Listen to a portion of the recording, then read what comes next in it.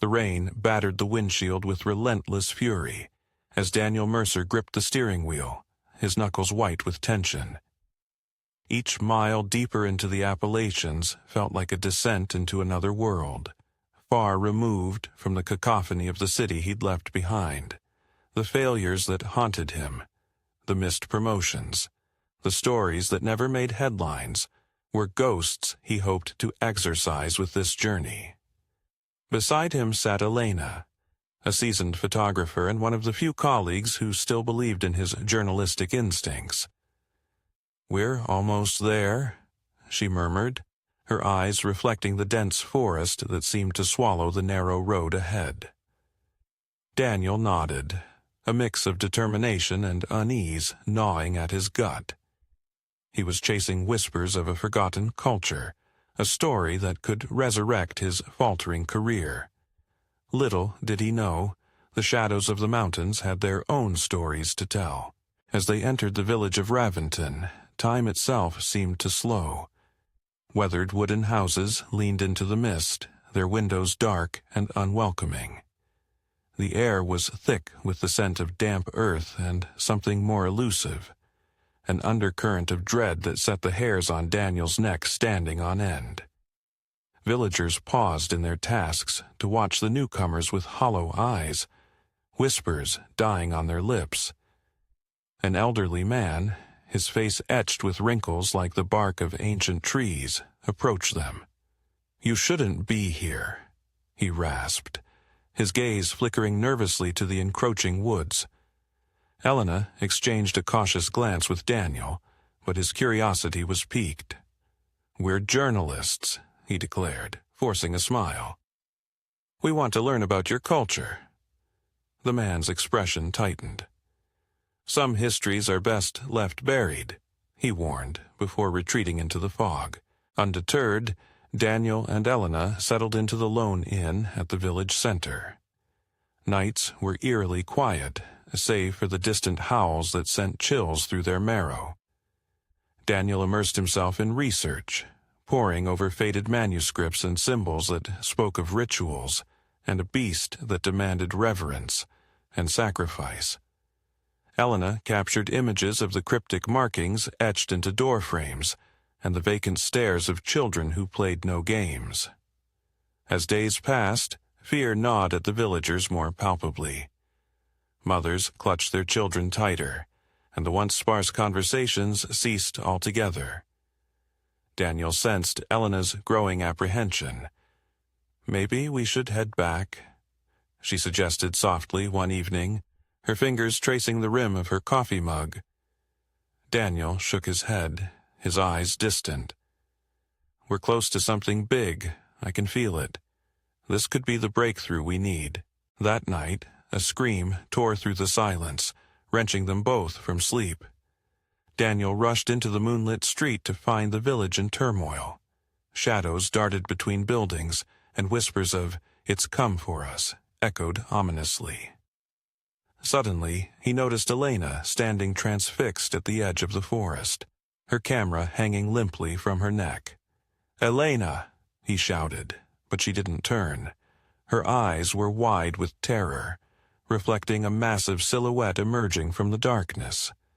A twisted amalgamation of antlers and sallow limbs, eyes burning like embers. Before he could reach her, a force pulled her into the void, her scream swallowed by the night. Panic surged through Daniel as he stumbled backward, tripping over rough terrain until strong hands grabbed him.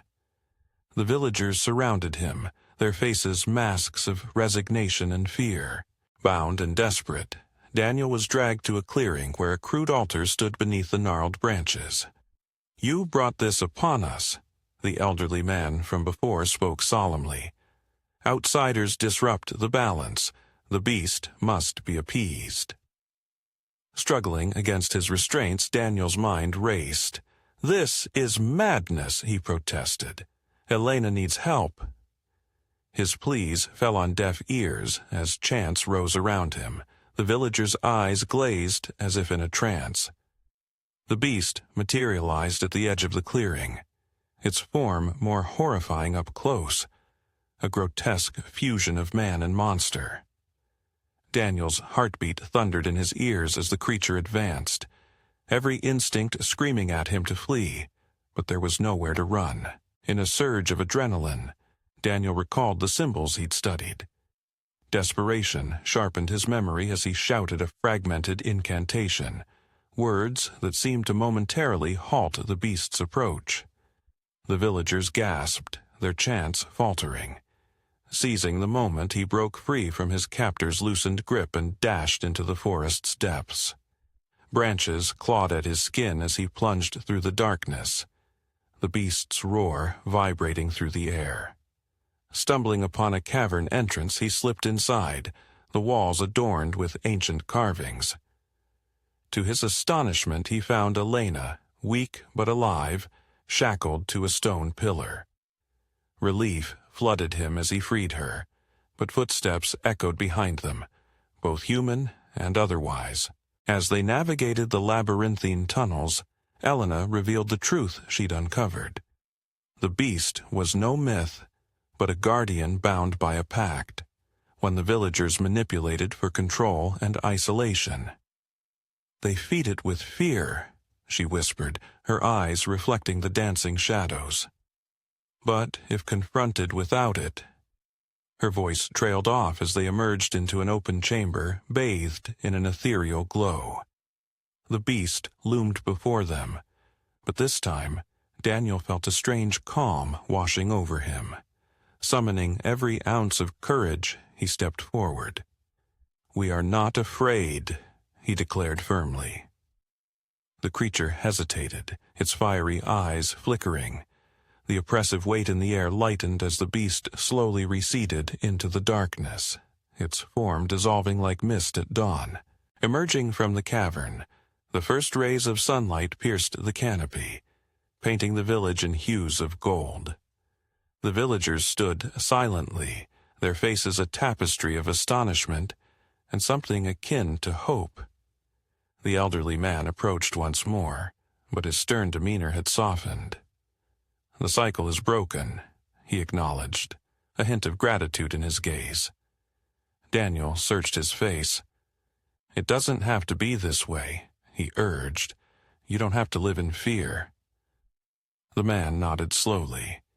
"Perhaps the outside world has more to teach us than we believed." As Daniel and Elena made their way down the winding road away from Raventon, the weight of their experience settled upon them.